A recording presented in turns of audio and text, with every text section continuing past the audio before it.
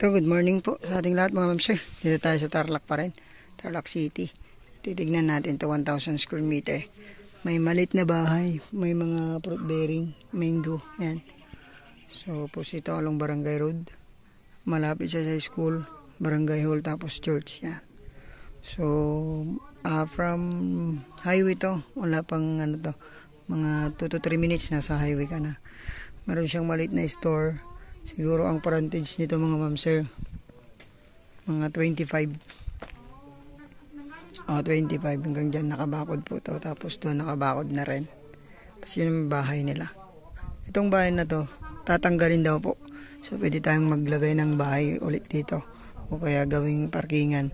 Tapos sa dulo may mga maluwang po doon. So 1,000 to. Ayan, napakaganda. Ito yung store. Tara patignan natin sa likod. Ito yung bahay na ito tatanggalin.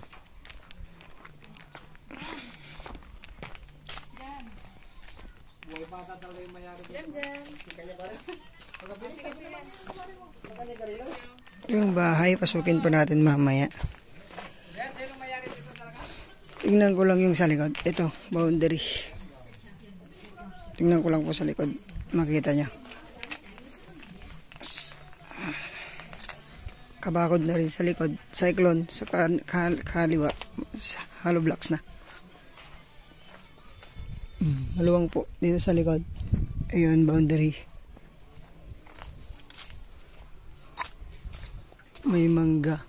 3, 4, 5. 5 mangga. Mahogany 2. Tapos sampalok. Star apple 2. Suha 1. Ayan, hanggang dyan po yung boundary natin.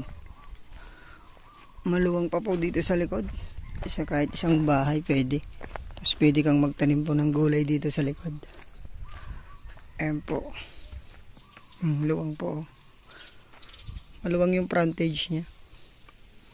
Pwedeng maggulay dito. Sili, talong. Ayan, tanggalin din. Pwede din. Isang bahay. Kahit 2. Kahit 2 pa pwede. Ito. 1,000 square meter. Titled property. May 3 kwarto daw yung ano. Pero malit lang siya. Meron naman siyang kuryente, tubig. Tubig po ano. Electric pump. Wala pa pong nawasa dito. Pero may wifi internet po ito. May bodega pa siya. Pwede na rin pag-umpisahan pero pwede din yung tanggalin kung gusto niya. Tara po sa loob. Makita lang natin. No, aso pala dyan. Nahimik. May tanim na ano. Rambutan. Rambutan 2. So may fruit bearing trees. Ano, palitada lang kulang, tas palitan na linyero, pwede na. Tara pa sa loob. From town proper to, mga 10 to 15 minutes nandito ka na sa property.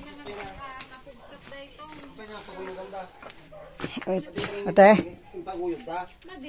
nakasapulan niya. Ito yung bahay ni ate, oh.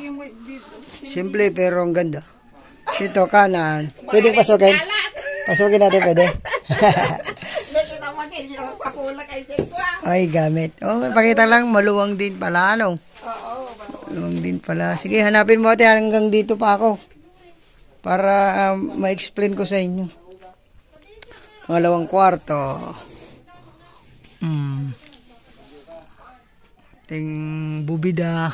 Kung gusto nyo pong palitan yung bubong. Oh, bubong. Ito yun naman kusina nila. Kailan na ipatayo ito ate? Kulan pa lang ano? Oh, pangatlo. So, renovate. Kung gusto nyo pataasin, pwede bang itaas. Kasi masyadong mababa.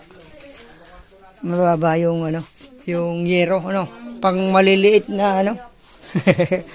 Kauna-unahang bahay. Pero kung ano nila yan, repair lang. Repair, oh. Pataasin, no? Pwede nyong gawing bodega to, tapos patayo na lang bahay sa dulo. Pwede namang mag-grocery dito. Malapit sa school. Ay. Magkano ang presyo ate? 1.5 million. Ito, bodega ito eh. Bodega. So 1.5 million sabi ni ate, siya may-ari. Sagot niya ang capital gains ate. Oo. Sagot niya tapos yung agent siyempre sa kanya. So dito po sa Tarlac City. Ayan, pang ganda ng likod nyo. Ang lamig dito, ano ate? Ayan. 1.5 million po, ma'am. 1,000 square meter.